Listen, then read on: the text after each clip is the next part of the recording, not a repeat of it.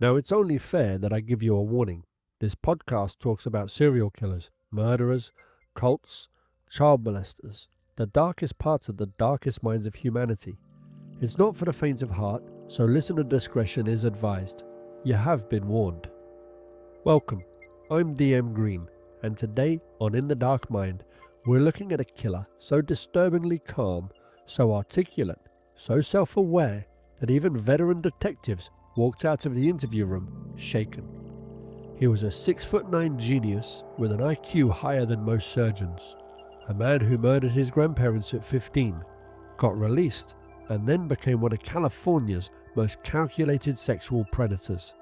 He didn't stalk crowds, he didn't hide in alleys, he picked up hitchhikers, comforted them, chatted with them, then killed them with chilling precision.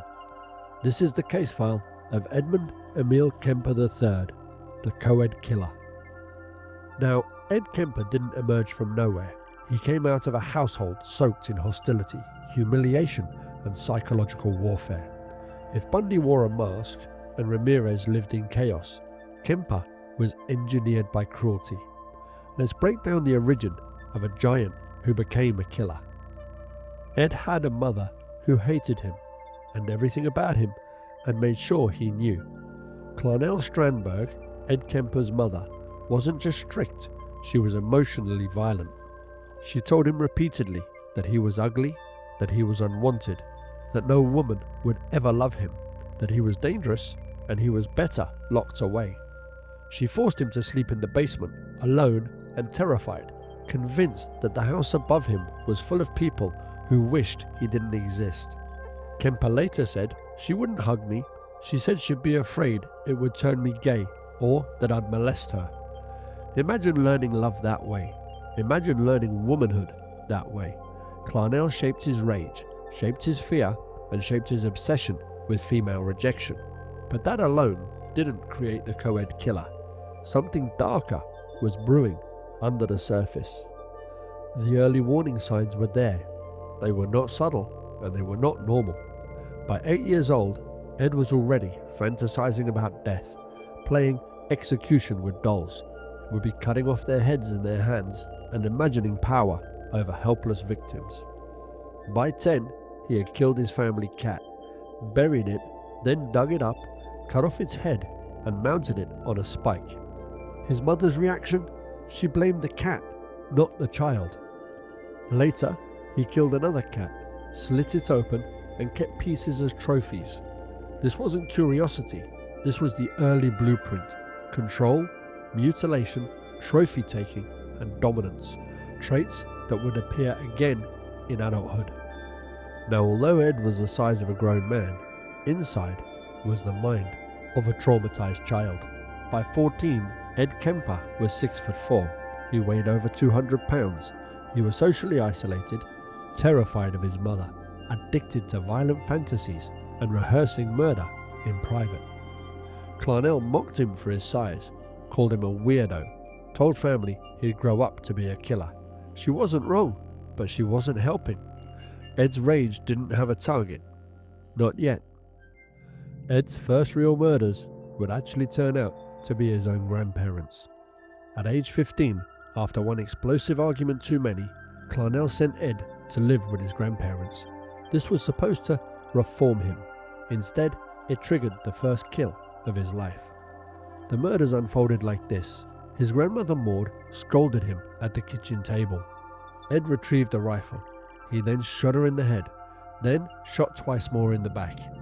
When his grandfather Bill returned home, Ed shot him too. When asked why, Kemper said, "I didn't want him to suffer when he saw his wife dead." It was cold logic with zero empathy, the beginning of a pattern. Afterward, he called his mother and calmly said, "I've shot both of them." This wasn't a heat-of-the-moment crime, it was a release he would chase for the rest of his life. Of course, he would end up institutionalized, but the system would fail completely.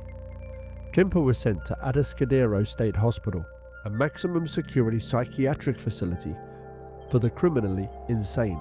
Instead of being contained, he thrived. IQ tested at 136, possibly higher. memorized psychological testing manuals, manipulated psychiatrists, learned how to mimic rehabilitation.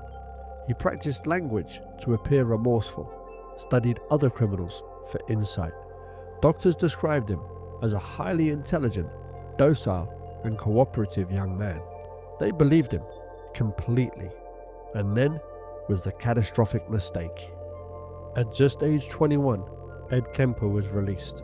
Released back to his mother. Released with full civil rights, and released with a polished mask he built himself. This was one of the most devastating failures in forensic psychiatry, because Ed Kemper walked out with the intelligence of a scholar, the body of a giant, the fantasies of a predator, the rage of a lifetime, and the full trust of the system. The result? He was unstoppable. So now the stage was set, and every student hitchhiker in California was about to pay the price. By the time Kemper walked out of that institution, he wasn't a boy anymore. He wasn't confused, and he wasn't scared. He was prepared. Prepared to kill, prepared to manipulate, prepared to commit crimes far beyond anything he'd done as a teenager. All he needed was a car, a plan, and a chance to pick up the first pair of college girls who made the mistake of trusting him. And when he found them, the story of the co-ed killer began. Ed Kemper didn't stumble into murder, he engineered it. Once he left Atascadero, he had the intelligence, the confidence, and the practiced manipulation skills of someone who had studied psychology from the inside. He bought a car, he watched hitchhikers, he rehearsed his conversations, he would map out isolated roads, and he practiced how to hide his rage behind a soft voice and a polite smile. Nothing he did was impulsive. Every kill was a performance of control. Kemper picked up over 150 hitchhikers before killing his first victim. He called it testing the system, seeing what he could get away with. He learned how far girls were willing to ride, which roads were isolated, how to calm someone's fear, how to smile while lying, how to make his victims feel safe, and how to hide restraints and weapons in the car. He even practiced driving past police checkpoints with women in the car, imagining them dead. His fantasy life sharpened into something real. And then it became real. On May the 7th, 1972, he would commit his first murders, Marianne Pesky and Anita Lucchesa. They were two Fresno State co-eds. They were bright, friendly, and trusting. They accepted a ride from a tall, polite man wearing glasses and driving a green Ford Galaxy.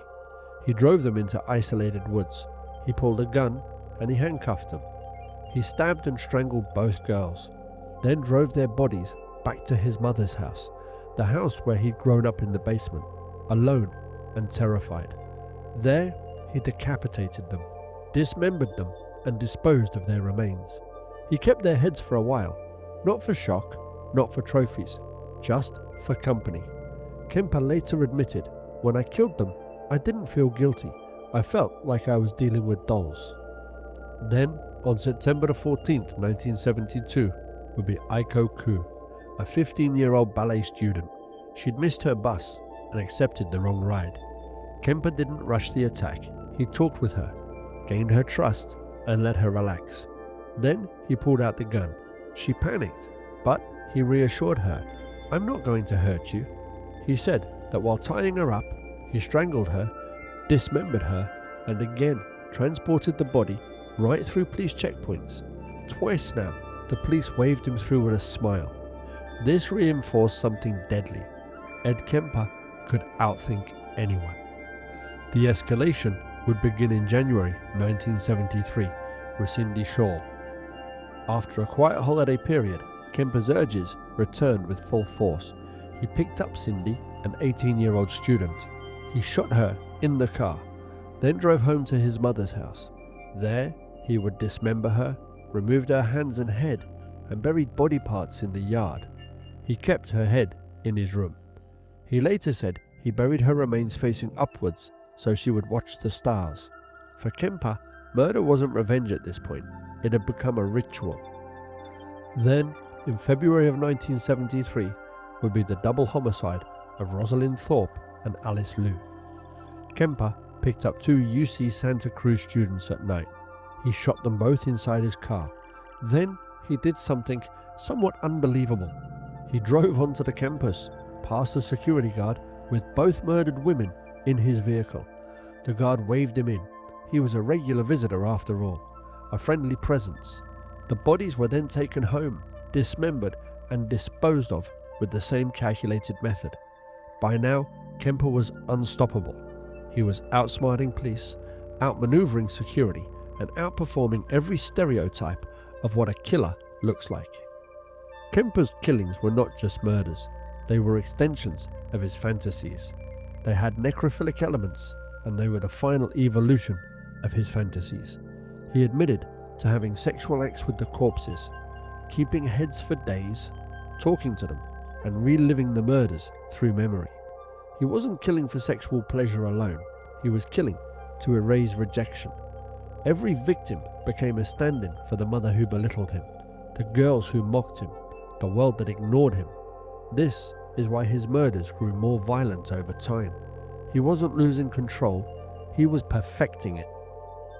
Now his final killing would be the one that would change everything.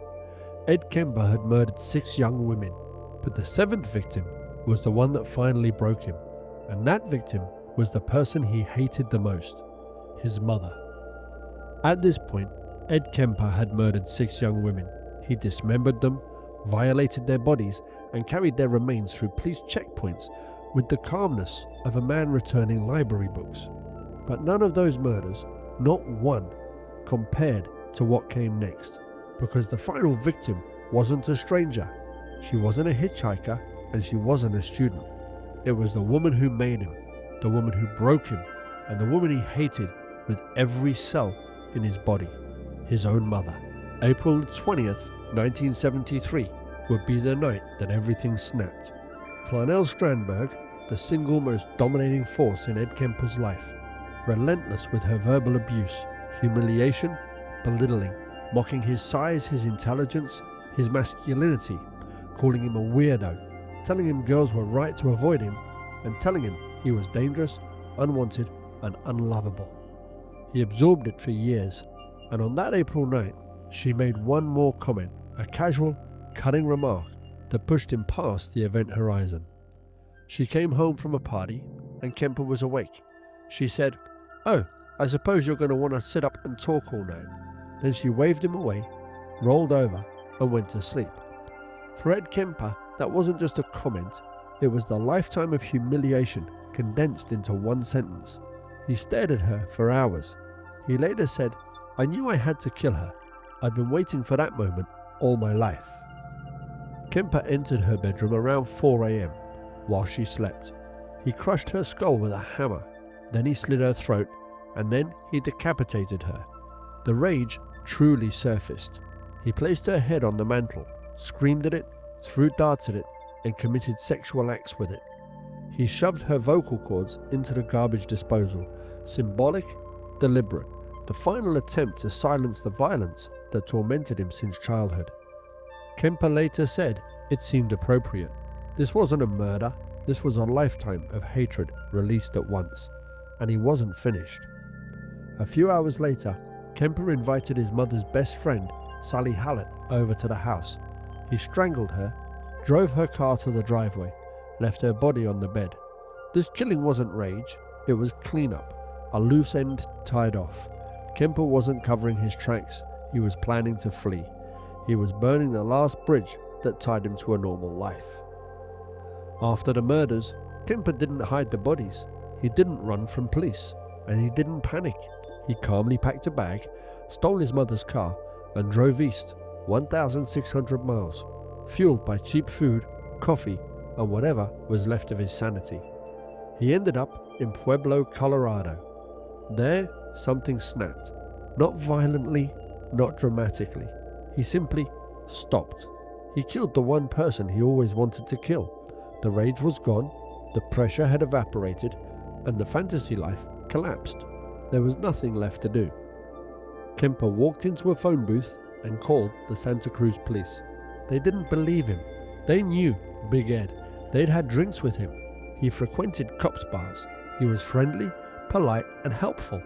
So he called back and back and back until finally someone realized he was telling the truth. He confessed to everything: the co-ed murders, the necrophilia, the dismemberment, the trophies, his mother, her best friend. When police arrived, they found him sitting calmly, waiting. Kemper later said, "I was done. I wanted it to stop. I had no one else to kill." It was the emptiest reason detectives had ever heard. Unlike Bundy, who lied, or Ramirez, who bragged, Kemper explained, with perfect detail, with emotional distance, and with clinical precision. He told investigators why he chose each victim, how he calmed them, how he killed them, how he felt afterwards, how his fantasies were formed, how he disposed of the bodies, and how he'd evaded the police. Detectives said it felt like speaking with a professor, not a serial killer. He spoke in complete paragraphs. He analyzed himself. He criticized his own behavior, and he showed no fear. Just a giant of a man, calmly breaking down the mechanics of murder like he was teaching a class. And then there was the truth about why he turned himself in. And Kemper's reason was simple. He was finished. His rage target was dead. His fantasy life had collapsed, and he didn't want to kill strangers anymore. He told the police, "I killed my mother, so there was nothing else to live for." It's the closest thing to honesty Ed Kemper ever said. At the trial, Kemper didn't fight his charges. He didn't stall. He didn't plead insanity. He walked into court ready to die, but the justice system had other plans. When Kemper stood before the court in November of 1973, he wasn't nervous and he wasn't broken. He wasn't performing like Bundy or theatrically defiant like Ramirez. He was calm, polite, massive, and disturbingly self-aware. He confessed to 8 murders, 6 co-eds, his mother, and her best friend. His lawyers attempted an insanity defense pointing to necrophilia, dismemberment, the taking of trophies, his elaborate fantasy life, the psychological damage from his childhood, and of course the murder of his own mother. But Kemper destroyed the defense by plainly speaking. "I knew what I was doing. I knew it was wrong." That single sentence wiped out any claim of legal insanity. The prosecution didn't need theatrics. They had a killer explaining his crimes with the clarity of a surgeon. The court would go on to find Kemper sane, guilty, and responsible. He received 8 concurrent life sentences, not death. Why? Because California had temporarily abolished the death penalty at that time. Kemper missed execution by months. When asked how he felt about the sentence, Kemper replied, "I believe I deserve to be executed." But he didn't get it. Instead, he lived. Inside California Medical Facility, Vacaville, Kemper became a model prisoner. Intelligent, articulate, compliant, and helpful. He volunteered for everything, working in the prison library, scheduling other inmates' appointments, cooperating with medical staff, counseling younger inmates, helping blind prisoners record audiobooks, and participating in psychological studies. Inmates were terrified of him, staff respected him, and psychiatrists studied him. He became the gold standard case study for organized, intelligent serial killers. His interviews would become some of the scariest ever recorded.